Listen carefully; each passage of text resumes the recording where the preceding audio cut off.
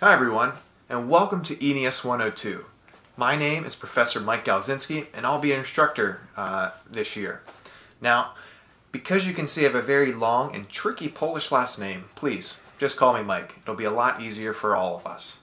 And my email is also found below, right there, mgalzin@umd.edu. And if it ever ends up being important, you also can find my office right below as well. Now, the purpose of this lecture right here is twofold. I'm going to first introduce myself a little bit further so you get to know who I am, and I'm also going to introduce the teaching team as well so you get to know them a little bit better as well. And last but not least, I'm going to provide you a more broad overview of what ENES 102 is all about and what you should learn by the time you reach the end of the class. So, a very, very long time ago, as it seems now, I was a student just like you at the University of Maryland. This here is actually a picture of me in the ENES 100 class, the infamous class that every freshman engineering student has to take, and in this case, we had to build a hovercraft, not as the students do today, where they build an oversand vehicle. But my experience was awesome. I loved being a student at the university, and I loved my time in ENES 100, which is really where I fell in love with engineering and what has ultimately led me to want to become a faculty member at the university and share my passion for engineering with each and every single one of you. Now, what's my background? I graduated from Maryland with a degree in the best engineering possible, which is civil engineering, structural track to be specific. I graduated in 2012.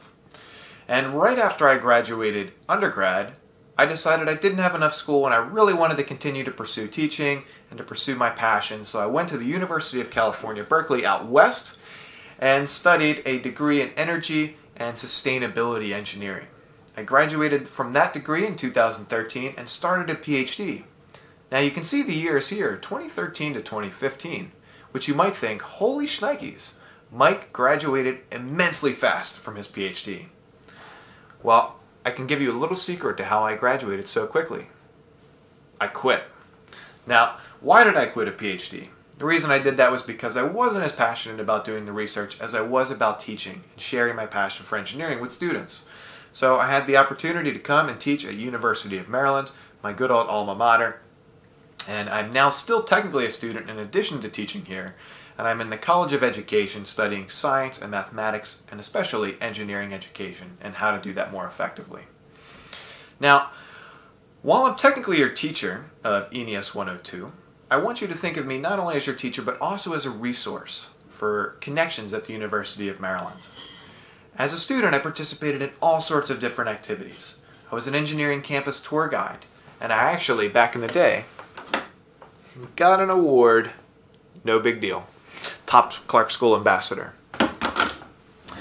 But I was also an undergraduate advising office and teaching assistant. I worked as a UTF for both ENES 100 and ENES 102, participated in the concrete canoe team, worked on various construction internships, and I even won an award down there. Pretty cool. Also participated in the Alumni Cup, which hopefully many of you will get to see and experience one day at the university, which is essentially a giant competition between all of the engineering majors to build a Rube Goldberg machine. At UMD, I also did a couple other things that were pretty awesome. I studied abroad in Sydney, Australia, and got to see the fireworks over the Sydney Harbour Bridge in January and New Year's. I did Habitat for Humanity in Fort Lauderdale and got to hold an alligator, which is pretty cool. And I also fell in love with cooking and baking while at the university and threw many dinner parties and baked more cookies than I can even count. So what do I do now? I teach at the University of Maryland. I've been a member of the Engineering Keystone program for about 5 years now, 2015 to present. And actually each summer I still continue to teach at the Stanford University summer camps for students that are interested in engineering and other disciplines. In addition to those, I also have been a leader and teacher of several different study abroad programs, one of which is to Iceland. The course is ENEME 407, and in Iceland we call it the Land of Fire and Ice. And really the idea of both study abroad courses that I teach is that it focuses on sustainability, climate change, and renewable energy systems, particularly geothermal energy systems. In Iceland and the other location, Costa Rica, they are both full of volcanic activity today and in the past, which allows these countries to generate nearly 100% of their electricity with purely renewable energies. And we get to learn more about how they do that and how geothermal energy actually really works. And we get to do some really awesome stuff. We get to hike on volcanoes and glaciers. And it's pretty much an upper level elective for every single engineering major. So if you're ever interested in studying abroad, feel free to reach out to me and I can tell you more about my programs as well as many others that are offered at the university. In addition to teaching, my other biggest passion is baking. Everybody knows that I'm a baker, and pretty much every time I come in each day to campus, people will ask me, Mike, did you bake anything today? Some of the things you can see here that I've baked are my infamous lemon bars. In the top right corner, we've got a snickerdoodle, a delicious cinnamon concoction. In the bottom right, we've got some homemade pretzels. And then in the bottom left, you might be wondering what those are, but they're a tasty treat from Portugal. They are Portuguese custard tarts, or pastéis de nata. Highly recommend. Extremely tricky recipe though, and definitely worth it though. In addition to baking, I also love to travel. As you can see back over here, I've got my Golden Gate Bridge map, and actually, as you'll probably see later in the class, I've got a giant map up here in the corner of my room as well, because I'm always trying to plot where am I going to travel to next. Thus far, I've traveled to 32 different countries around the world, mostly in the last 5 years. And I can tell you that my most recent trips were actually in Central America. And I can tell you it was some of the best trips of my life. I had an awesome, awesome time. But it's pretty unsatisfying when you come back and you have a travel map to scratch off those little tiny countries. So my advice to you, if you haven't started traveling yet, or you're looking to travel, go to all the really giant countries. Go to Brazil. Go to Russia. If you go there, you'll scratch your map off and it'll look really impressive right away. So some of my most recent travels, I went to Panama, Nicaragua, and Costa Rica over the course of 23 days. And actually, in a 2-day span, I not only saw bioluminescent phytoplankton and shooting stars on a beach in Costa Rica, but the very next day I actually saw real-life lava inside of an active volcano. I'd have to say that was some of the best experiences traveling I've ever had.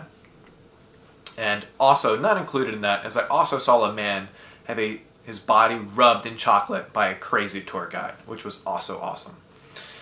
Before that, my big trip was last summer, 2019, and I did all sorts of really cool stuff. Traveled for 53 consecutive days, went to 13 countries, 23 cities, and there's a list of all of them right there, but one of the things I'm particularly proud of is that I got to explore my family history a bit more, and I actually made my way to Poland, and in particular Warsaw, where I found a street named after me.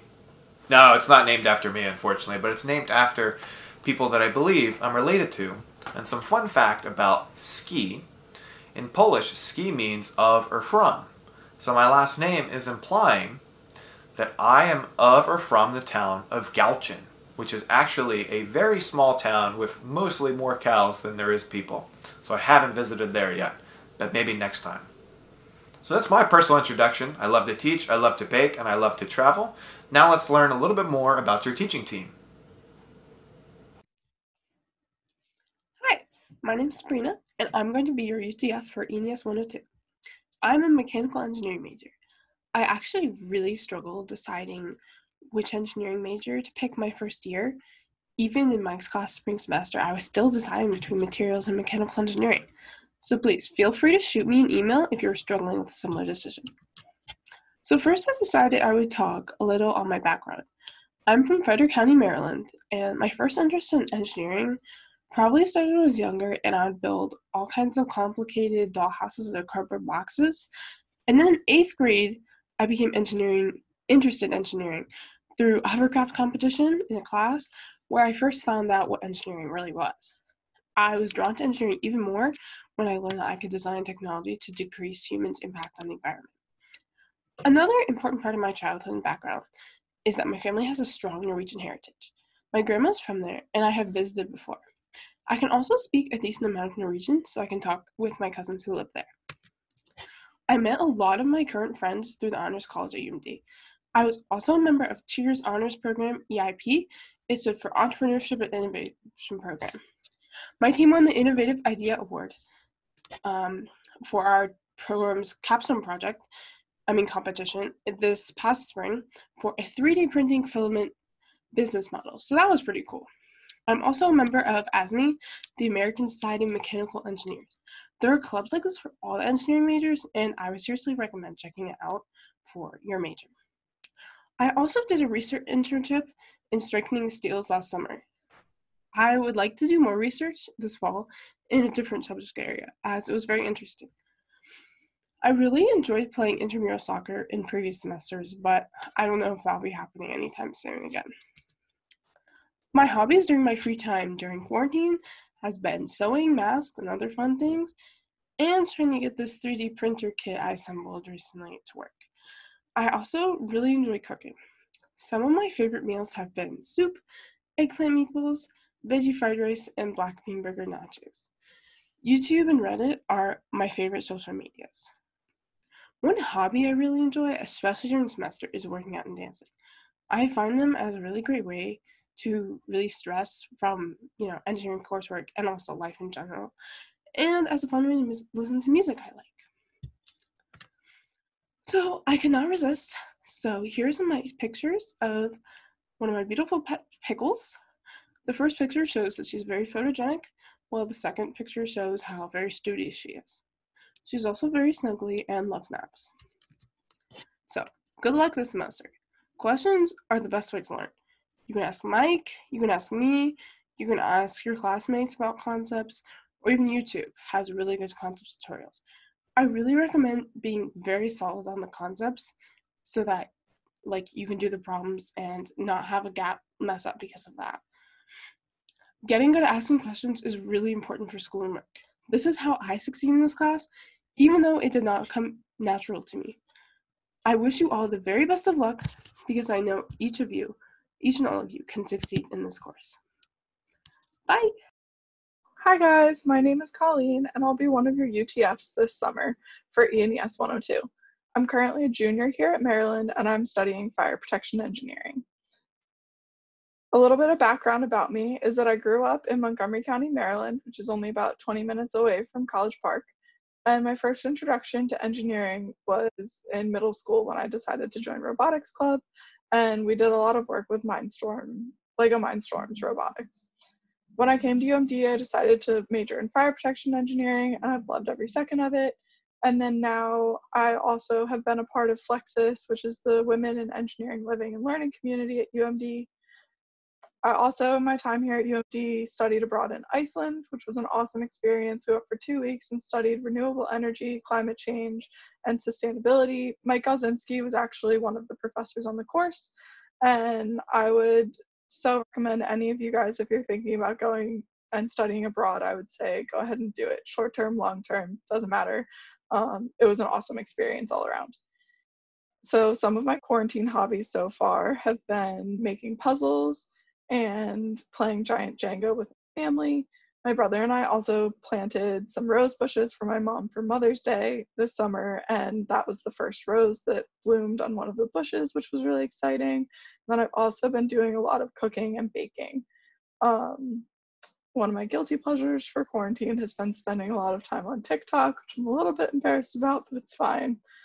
And then for my tips for this class would be to follow the steps that are given on how to do different problems. When I took this class with Mike last year, I think, he always was really good about giving you step by step of okay, for this the category of problem, these are the steps that you should follow, and it'll work pretty much every time. And those were honestly a lifesaver for me when I took the class. Sometimes you feel a little silly writing down step one, do this, but honestly would recommend. It was super helpful. And then also don't be afraid to ask questions. That's what Mike and the other UTFs are here for. So if you have any questions, please feel free to let us know, and we'd love to help you out, even if it's a little thing or something that you think oh, I should know this, but don't worry about it, just ask. And yeah, so good luck you guys this summer. I'm sure you'll do great, and I can't wait to start working with you guys. In addition to you getting to know the teaching team really well, we also hope that you'll have the opportunity to get to know your fellow classmates as well, not only to make new friends, but also to enhance your learning and overall experience in the class.